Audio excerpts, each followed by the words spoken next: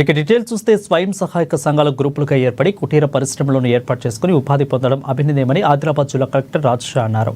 బుధవారం పట్టణంలోని ఇందిరానగర్లో గల ఈగా విజయలక్ష్మి వీరాంజనేయ స్వయం సహాయక సంఘాల ఆధ్వర్యంలో ఏర్పాటు చేసిన విజయ హెల్తీ ఫుడ్ యూనిట్ను కలెక్టర్ ప్రారంభించారు. మైదా, చక్కెర, నూనె లేకుండా తయారు చేసి 22 రకాల మిల్లెట్ బిస్కెట్లు, ఇక లడ్డూల గురించి అడిగి తెలుసుకుని మిషనరీని పరిశీలించారు. వీటి తయారీలో డ్రై ఫ్రూట్స్, పల్లి, నువ్వులు, సోయా గింజలు వాడుతున్నట్లు తెలుసుకున్నారు. ఇక స్వయం సహాయక సంఘాల ద్వారా ప్రజలకు ఆరోగ్యకరమైన బిస్కెట్లు, లడ్డూలు అందించడంతో పాటు మరికొంతమందికి ఉపాధి కల్పిస్తుండడం పట్ల అభినందనలు తెలిపారు. మెప్మా ద్వారా అందిన రుణంతో పాటు మరికొంత సొంతంగా పెట్టుబడి పెట్టి వ్యాపారాన్ని వృద్ధి చేశారని, ప్రస్తుతం 100 మంది వరకు కూడా ఉపాధి పొందడం గొప్ప విషయమని అన్నారు. ఆహార పదార్థాల తయారీలో అనుభవం ఉన్న వారికి మరింత శిక్షణ ఇస్తే మంచి ఫలితాలు పొందవచ్చని తెలిపారు.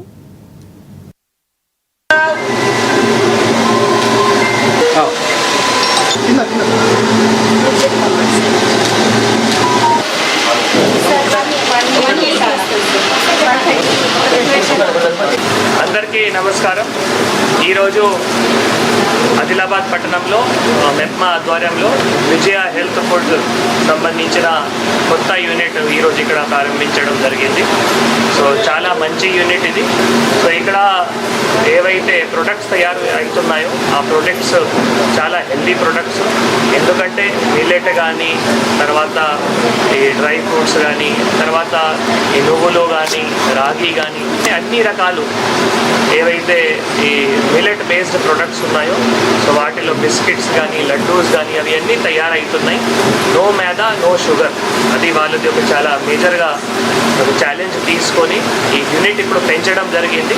సో దాంట్లో మనం డిఎంఈజీపీ మనం ఈ స్కీమ్ ద్వారా కానీ, లేదు మెప్మా సంబంధించిన బ్యాంక్ లోన్ ద్వారా కానీ, తర్వాత వాళ్ళు సొంత ఇన్వెస్ట్మెంట్ కూడా పెట్టి ఈ స్కీమ్ పెంచడం జరిగింది.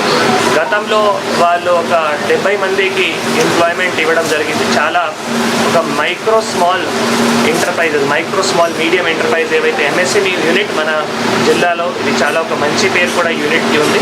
ఇప్పుడు ఈ యూనిట్ వల్ల, కొత్త యూనిట్ వల్ల ఇంకా 30 మహిళలకి కూడా ఉపాధి కల్పిస్తున్నారు. కాబట్టి వారు ఓనర్స్కి కానీ, వారి ఎంప్లాయీస్కి కానీ అందరికీ